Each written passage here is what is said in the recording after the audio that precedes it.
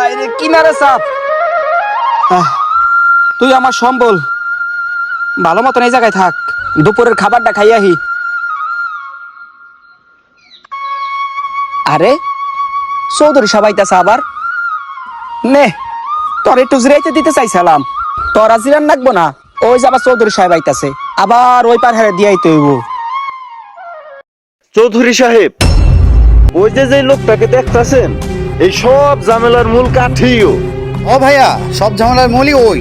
আচ্ছা ঠিক আছে, আয়। ওই মাঝি, ওই আমি গই পার দিয়ে আই। ওঠ ওঠ, নৌকায় ওঠ।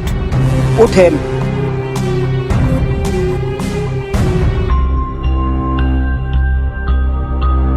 বিসমিল্লাহির রহমানির রহিম।